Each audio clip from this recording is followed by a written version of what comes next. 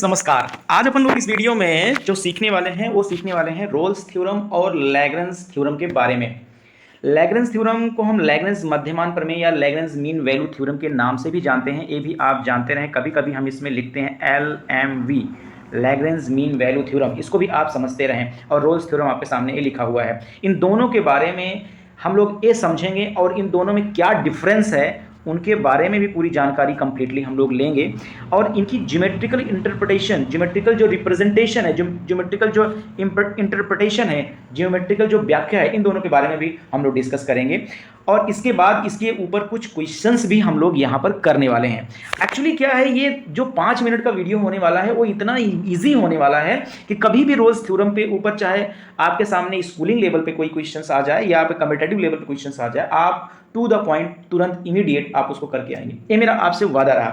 तो Rolle's theorem और Lagrange मध्यमान theorem जिसके बारे में हमें आपको यहाँ इस वीडियो में बताना है, तो कंप्लीटली हम उसके बारे में डिस्कस स्टार्ट करेंगे। इसके बारे में हम लोग स्टार्ट करें इससे पहले मैं उन सारे स्टूडेंट्स को बोलना चाहूँगा कि आपको इस जो चैनल है मैथ्स में होगा, इसमें आपको कंप्लीटली क्या है कि सारे स्कूलिंग रिलेटेड वीडियोस प्लस आपके कंपटीटिव रिलेटेड वीडियो दिए जाएंगे। और वो भी इस तरीके से दिए जाएंगे कि आप उसको जब पढ़ेंगे तो एक तो बहुत ईजी होगा, दूसरी कंडीशन ऐसी होगी इसमें कंटेंट जो होगा बिल्कुल यूनिक होगा, जो कि आपको लगभग बुक में कई सर्च करोगे तब भी जाकर के मुश्किल होगा ना मिले। लेकिन आपको यहाँ पर जो कंटेंट मिलेगा वो यूनिक होगा और बहुत इजी वे से आपको समझाया हुआ होगा। तो इसका पूरा फायदा उठाएं, अपने दोस्तों को भी बताएं और ये चैनल आप ज्वाइन करें। और अभी आप ना ज्वाइन किए हो तो आप इस चैनल को जरूर सब्सक्राइब करें। चलो स्टार्टिंग करते हैं हम लोग रोल्स थ्योरम और लैग्रेंज मध्यमान थ्योरम।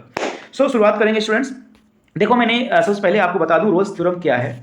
एक्चुअली क्या है, रोल्स थ्योरम जो अप्लीकेबल होती है वो हमारे पास में अप्लीकेबल होती है अपने पास में कोई ऐसा फंक्शन लेते हैं जो कि रियल वैल्यूड फंक्शन है। रियल वैल्यूड फंक्शन आपको बताया गया है वास्तविक मानीय फलन।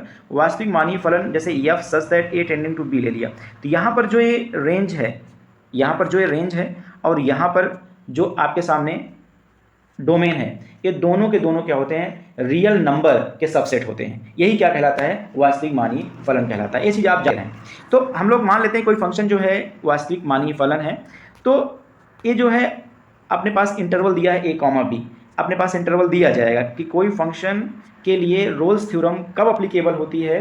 तो एक निश्चित इंटरवल दिया जाएगा जिसमें हमें उसके प्रमेय को सत्यापित करना होगा। तो कोई फंक्शन हमारा मान लो दिया गया है और इस पर ये रोल्स थ्योरम जो है सत्यापित होगी यदि ये 3 कंडीशंस कंप्लीटली दो फंक्शन, वो जो फलन है, जो फंक्शन है वो होल्ड करता है। कौन कौन सी 3 कंडीशन है। एक कंडीशन है कि फंक्शन जो होना चाहिए हमेशा क्या होना चाहिए कि बिग ब्रैकेट a, b पे हमेशा क्या होना चाहिए, कॉन्टिन्यूअस होना चाहिए, शांत तथ्य होना चाहिए। दूसरी कंडीशन ये है कि जो फंक्शन है वो स्मॉल ब्रैकेट a, b पर अवकलनीय होना चाहिए, मतलब डिफरेंशिएबल होना चाहिए। क्या होना चाहिए, डिफरेंशिएबल होना चाहिए। और तीसरी एंड लास्ट कंडीशन है कि अगर आप x के स्थान पे जो a वाली पहली वैल्यू है उसको रखो और उसके बाद में x के स्थान पे b रखो, दोनों का जो वैल्यू है, जो मान आए, वो हमेशा क्या होना चाहिए, इक्वल होना चाहिए। अगर ये 3 कंडीशन होल्ड होती हैं तो ये समझ लेना वहां पर रोल्स प्रमेय सत्यापित हो गई है, राइट। लेकिन रोल्स प्रमेय सत्यापित हो गई है इसका मतलब ये नहीं हुआ कि अभी सारा काम हो गया है। अभी आपको क्या करना पड़ेगा, जब रोल्स प्रमेय सत्यापित हो जाती है किस पर, अपने पास में बड़ा ब्रैकेट a, b के इस अंतराल में, तो निश्चित है कि इनके बीच में एक ऐसे बिंदु c का अस्तित्व होता है। एक ऐसा बिंदु इनके बीच में कहीं ना कहीं होता है c, जो कि छोटा ब्रैकेट a, b में हमेशा बिलोंग करता है और जिसके लिए f डैश c का जो वैल्यू होता है वो ऑलवेज 0 होता है। अब हम लोग इसी को चेक करते हैं, देखते हैं।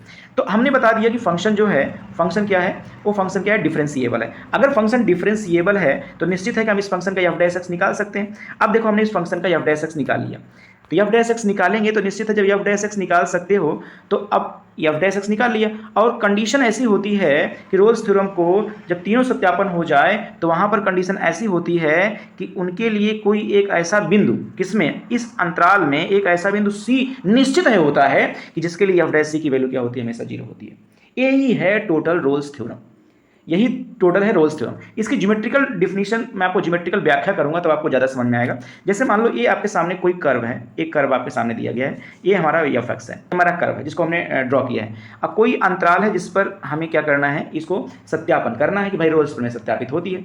तो ए जो है इसका इनिशियल पॉइंट है, ए है और ये तुम्हारा बी है, कि मतलब इस अंतराल के बीच में ये जो है पूरा पूरा फलन बना हुआ। अब एक तो पहली विशेषता ये हो गई कि ये फलन जो f(x) आपके सामने दिखाई दे रहा है ये हमारा क्या है, कॉन्टिन्यूअस होना चाहिए। तो कॉन्टिन्यूअस देखो, मतलब कॉन्टिन्यूअस का मतलब हमने आपको पहले समझाया है कि जो बिंदु है, कौन सा, अंतराल a कॉमा b, इस अंतराल के बीच में कहीं भी ग्राफ टूटा ना हो। व्यवहारिक रूप में हमने समझाया है कहीं भी टूटा ना हो, एक तो ये कंडीशन है। दूसरी कंडीशन आप जैसे जनरली मैथमेटिकली करते हो कि R right hand limit is equal to left hand limit is equal to, उस बिंदु पर वैल्यू तीनों अगर बराबर हो जाए तो उस पॉइंट पे हमेशा क्या होता है, फलन कंटिन्यूअस होता है। तो आपको डायरेक्टली लिखना है, मैंने आपको नोट्स में अभी लिखवाया, यहाँ नीचे बताऊंगा कि कोई फंक्शन अगर मान लो क्या है, पॉलिनोमियल है, बहुपदी फलन है, कोई फंक्शन अगर कंटिन्यूअस फंक्शन है, कोई फलन अगर मान लो आपके पास साइन एक्स है या कॉस एक्स है, राइट। इस तरीके से अगर कोई भी फंक्शन आपके सामने दिया गया है तो समझ लेना हमेशा फॉर एवरी रियल नंबर के लिए कंटिन्यूअस होता है, ये हमेशा जानते रहना। अब यहाँ पर केस जो हो रहा है अपने पास में, ये ज्योमेट्रिकल इंटरप्रिटेशन यही बताता है कि कोई फंक्शन आपके सामने दिया गया है और अगर वो अंतराल a कॉमा b है तो उस पर ये रोल्स थ्योरम तभी संतुष्ट करेगा जब एक तो पहला नंबर इस अंतराल में कंटिन्यूअस होगा, मतलब कहीं टूटा नहीं है। तो ग्राफ देखो कहीं टूटा नहीं, एकदम बात सही है। दूसरी कंडीशन है कि इसी अंतराल मतलब a कॉमा b के बीच में छोटा ब्रैकेट में ये डिफरेंशिएबल भी होना चाहिए। तो मैंने आपको नोट्स में अभी मैं लिखवाया है नीचे कि जैसे आपके पास में फंक्शन हो गया पॉलिनोमियल, अचर फलन हो गया, कांस्टेंट फंक्शन हो गया, आपके पास में जैसे मान लो साइन एक्स हो गया, कॉस एक्स हो गया, ये सारे फंक्शन जो होते हैं for every x belong to capital R के लिए कंटिन्यूअस भी होते हैं और डिफरेंशिएबल भी होते हैं। तो ऐसे फंक्शन को हम डायरेक्ट लिख सकते हैं, हमें प्रूफ करने की कोई जरूरत यहाँ पर है नहीं। तो राइट, तो हमें क्या है, ज्योमेट्रिकल इंटरप्रिटेशन में हमने देख लिया कि ये दो पॉइंट हैं जिस पर ये फंक्शन क्या है, कंटिन्यूअस है। और डिफरेंशिएबल भी हमने बताया है कि डिफरेंशिएबल भी है, क्योंकि ए फंक्शन अगर हम चेक करना चाहें तो हम देख सकते हैं कि डिफरेंशिएबल भी अगर है उस अंतराल में। और तीसरी कंडीशन है अगर दोनों कंडीशन लागू हो रही है, तथा एक कंडीशन है कि f a is equal to f b. यहाँ पर देखो एफ ए, ये दोनों की वैल्यू देखो बराबर है, तो यहाँ f a is equal to क्या हो गया, एफ बी के बराबर भी हो गया। अगर ये तीनों कंडीशन लागू होती है तो निश्चित ही इनके बीच में कोई एक ऐसा पॉइंट सी होता है, देखो यहाँ सी है, जिस पर अगर मैं कोई स्पर्श रेखा खींचूं तो निश्चित है वो क्या होगी, एक्स एक्सिस के समांतर होती है। तो ये जो स्पर्श रेखा है एक्स अक्ष के समांतर है, तो आप जानते हो उसकी प्रवणता कितनी होती है, हमेशा शून्य होती है। तो यही तो है रोल्स थ्योरम कहता है f dash c is equal to 0।